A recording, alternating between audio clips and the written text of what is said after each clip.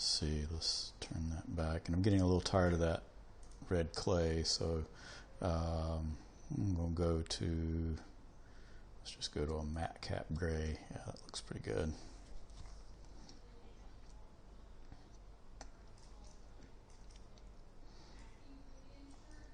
This thing still seems a little far back on the on this thing, so let's kind of get to dead to the side here, and whoa, not that far in. Let's get my move tool. Just draw out a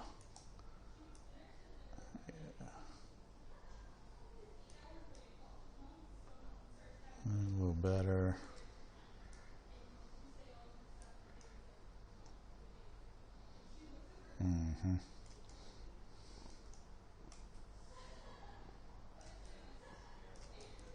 Yeah, it's looking good.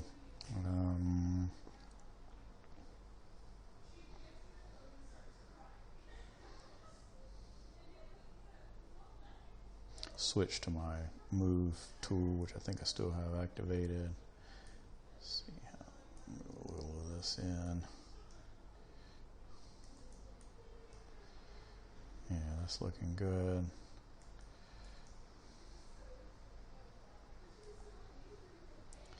Yeah, and so now I think I'm probably about ready to kind of come in and add a little polish to it. So I'm going to BP, get my pinch brush first. I'm just going to kind of start pinching a few things in. Brush size a little bit smaller, make sure my symmetry is on.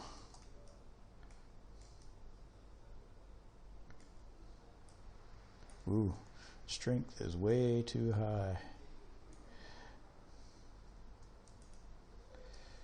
And why did that just turn gray? Or did I mask it? Sorry. Strength is a little too low. There we go. Strength is too high, man.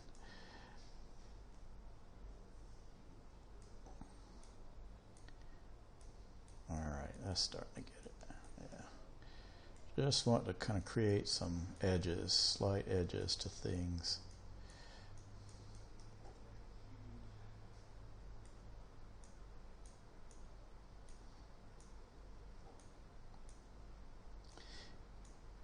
If you want to maintain the same path on things, sometimes you can turn on stroke, come down to lazy mouse, turn on lazy mouse, and backtrack, and I think track to path, and that way you can, you can see where I draw, and then as I go back, it's going to follow along that same path. You're probably not really seeing a lot of the effects of this. You probably see it in a more pronounced in a different brush, but that's what it's doing. But just be sure to turn that all back off, and that's all under the stroke. I'm just going to turn lazy mouse back off. Okay, so that's starting to look good. Let's dynamesh that.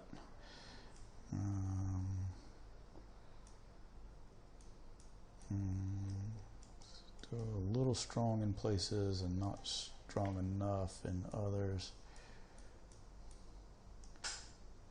I may have shrunk that down a little too much. Yeah, I may want to, you can use the inflate brush. I wonder if that's the F. Nope, that's the cube. B.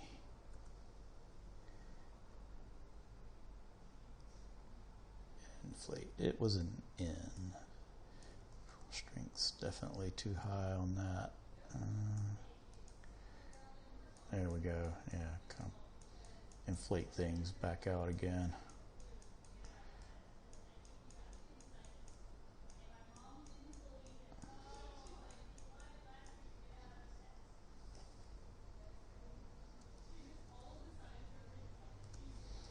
Go back to my pinch. Pinch things in.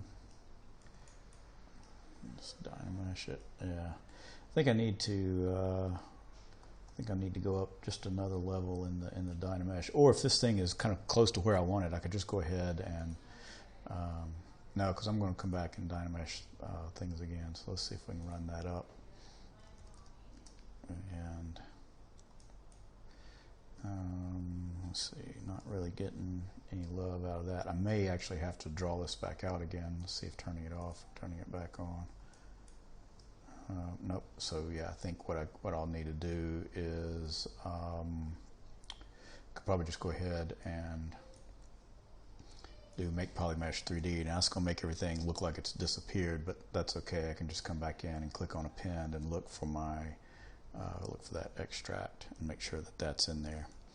So now when I polymesh that thing or Dynamesh that thing at 512, yeah, that's going to do it. And let me pause the video for a bit and pick up again. So continuing on, let's see, we'll hide that polyframe. Let's see, let's come in. Now I could probably come in and do a little more.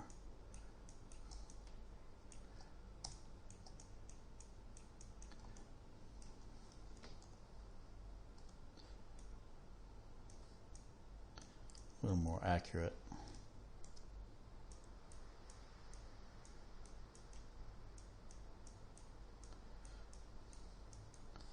I'm just going to let that ease off as it goes off the end there. Yeah, that's looking pretty good.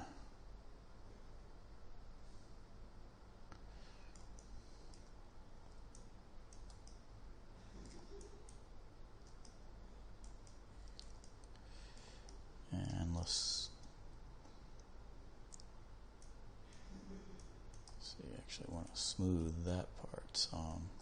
Oh, you know, I bet I've been doing a lot of that without. Yeah, that's one thing to be aware of when you do that. To get your Dynamesh back, you're not back in symmetry mode. So I may have just, yeah, I think I've only done that to one side. All is not lost because you can come down and use the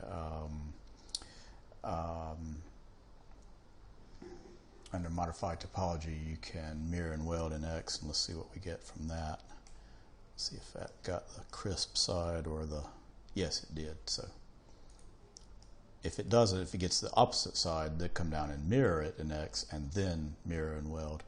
And it looks like it created a little bit of a crease, so I'm just going to smooth that out. Along it.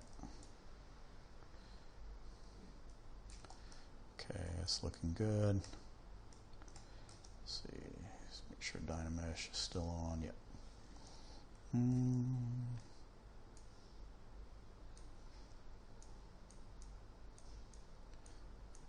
my pinch tools if I need to add kind of crisp areas to it.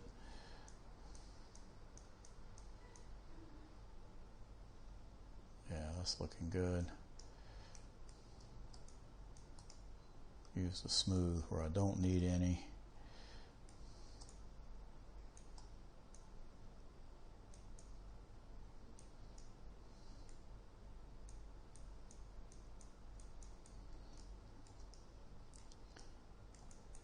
Dynamesh every now and then. Still getting a little bit of a seam. You can kind of see it in the shadows there, or in the shading right here, so really smooth that. And then look around and see if I need to crisp anything up. That's looking pretty good. I think I'm gonna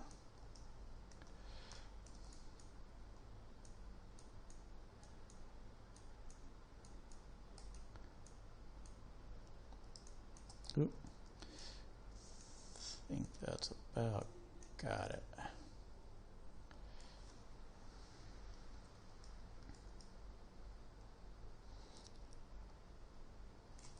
I want to add a little more actual definition to this little bit right here. I really want that to kind of show the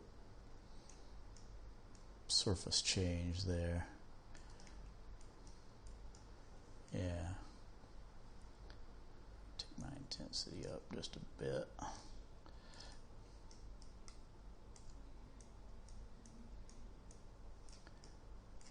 Okay, yeah, that's looking good.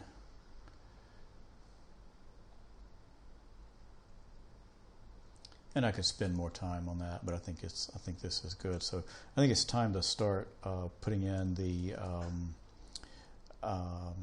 piece that's going to make this hole right here. So I want to show you how to do that. You could do that with an insert cylinder, which would probably be the fastest way to do it. But I want to do a little masking and adjusting to it so that I've got a piece that also cuts the slot for the hanging on it. So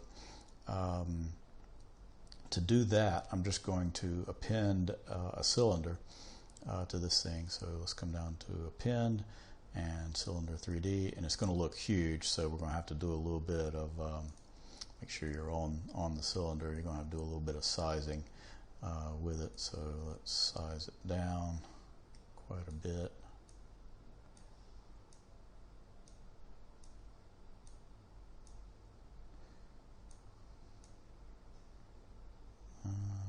That's probably good.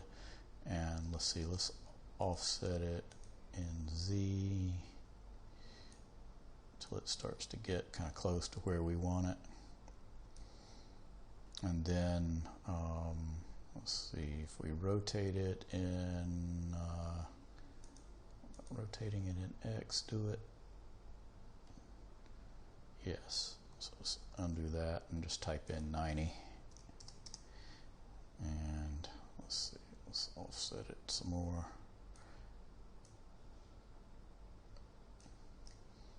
Woo. Let's go to a side view and offset it in Y.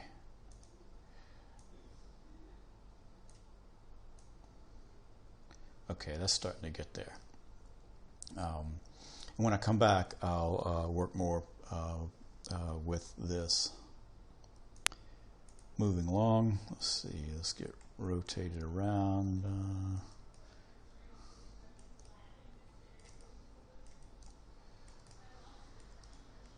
So what we want to do is position this subtool to act as a negative cutting tool for this thing. First, let's get a sense of is it a good size? Is it in a good location? It's definitely not in the orientation we want it in. So let's go ahead and do that. We'll get my move tool and then switch to my rotate tool and rotate it till it's kind of looking about like that, and then switch back to my move tool and position it so that it's actually, I want to leave it up top first because I'm going to do some working on it. Let's see, I hate it when it, there we go. Now that's, yeah, normal to it. And I can hold shift and make it long enough that I know it's going to cut through the thing. And make it a little bit longer just to be sure.